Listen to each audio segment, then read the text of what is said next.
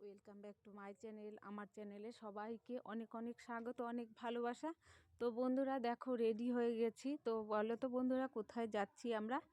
তো তোমরা দেখতে থাকো সারপ্রাইজ। তো তোমরা তো যারা আমার ভিডিও দেখো তারা তো বুঝেই গেছো যে আমরা কোথায় যাচ্ছি, কিন্তু তাও আমি বলবো না যে কোথায় যাচ্ছি। দেখো মাকে দর্শন করে বাড়ি থেকে বেরোচ্ছি। তো মাকে প্রণাম করলাম, মায়ের নাম স্মরণ করেই আমরা বাড়ির থেকে বেরোই যেখানেই যাই। কারণ ঠাকুরের উপরে আর কিছু হতেই পারে না। ঠাকুর যা মনে করবে সেটাই আমাদের সঙ্গে ঘটবে, তার উপরে আর কেউই নেই। তো এটা আমার বিশ্বাস, যা হয় সব ভগবানের ইচ্ছেতেই হয়। আমরা শুধু মানুষ মাত্রই, আমাদের কোনো কিছু করার ক্ষমতা নেই এই পৃথিবীতে আর কি। যা হবে সব ভগবানের ইচ্ছেতেই হবে। একটা গাছের পাতাও নড়বে না ভগবানের ইচ্ছে ছাড়া। তাই যা কিছুই হয় ভগবানের জন্যই হয়। তো আমি কিছুই চাই না ভগবানের কাছে, শুধু এটাই চাই যে ভগবান তুমি সব কিছু সহ্য করার ক্ষমতা দিও, আর তুমি যেটা ভালো বুঝো সেটাই করিও আর কি আমাদের সঙ্গে, না আমার পরিবারের সঙ্গে, বা এটাই বলি শুধু। তো বেশি কিছু চাই না, বেশি ধন সম্পদ কোনো কিছু চাই না, শুধু একটু চলার মতো শক্তি দাও। তো জানি না এটা আমার ধারণাটা ভুল নাকি ঠিক। তো তোমরা কিন্তু অবশ্যই আমাকে জানাবে। আর দেখো তো এবার আমি বলে দিই যে আমি কোথায় আসছি। তো আমার বাবার বাড়িতে আসছি। তো আমাদের আর কোথায় ঘোরার জায়গা আছে? তো একটাই জায়গা যেখানে আসলে একটু শান্তি লাগে। তো সেরকম তো কোথাও যাওয়াই হয় না।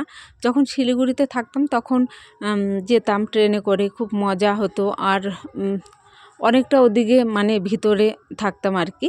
তো সেবক রোডের ওদিকে থাকতাম, পিসি মিত্তল নামে। তো তখন একটা জার্নি পথ ছিল আলাদা। তো এখন একদমই নেই, এখন শুধু আধ ঘন্টার ডিফারেন্স। তো বন্ধুরা দেখো এই যে বাজার, আমাদের এখানে আজকে বাজার। তো তোমাদের সঙ্গে একটু শেয়ার করে দিলাম। আর দেখো বাড়িতে এসে গেছি, আর প্রচণ্ড ধুলো ছিল। তো এসেই খেতে বসেছি। খুব খিদে পেয়েছিল, কারণ রান্না করে রেখেছে মা। তো সবারই খাওয়া দাওয়া হয়ে গেছে, আমাদের জন্য রেখেছে আর কি। তো বর খেয়ে নিয়েছে। আর দেখো দুপুরে রান্নাবান্না হয়েছে আরও অনেক কিছু। তো দেখো দুপুরে রান্নাবান্না হয়েছে মাছ ভাজা, ডাল, বাঁধাকপির ঘন্ট। তো তোমাদের সঙ্গে একদম শেয়ার করা হয়নি সে বাঁধাকপির ঘন্টটা। আর দেখো এই যে এখানে আছে মাংস। আর দেখো আমাদের বাড়িতে কত সুন্দর সুন্দর ফুল ফুটেছে, আমি তো একদম অবাক হয়ে গেছি এসেই দেখে। তো এগুলো সব আমার মার হাতের ফুল। দেখো কত সুন্দর সুন্দর ফুল হয়েছে একদম। তো সঙ্গে সঙ্গে ক্যামেরা বন্দি করে রাখলাম তোমাদেরকে দেখানোর জন্য। তো বন্ধুরা তোমরা কিন্তু অবশ্যই কমেন্ট করবে। আর দেখো মার হাতের লাউ গাছ, তারপরে অন্য অন্য জিনিসগুলো যখন আসি তখনই তোমাদের সঙ্গে শেয়ার করি। তো বন্ধুরা চলো, মায়ের হাতের লাউ গাছ কত বড় হয়েছে সেটা তোমাদের সঙ্গে শেয়ার করছি। তো দেখো আমাদের ধান ডাঙানো হয়ে গেছে, এগুলো গরুর খাওয়ার খড়। আর দেখো আমার মার হাতে ধনে পাতা, দেখো ওদের নাকি অর্ধেক ধনে পাতা খাওয়া হয়ে গেছে।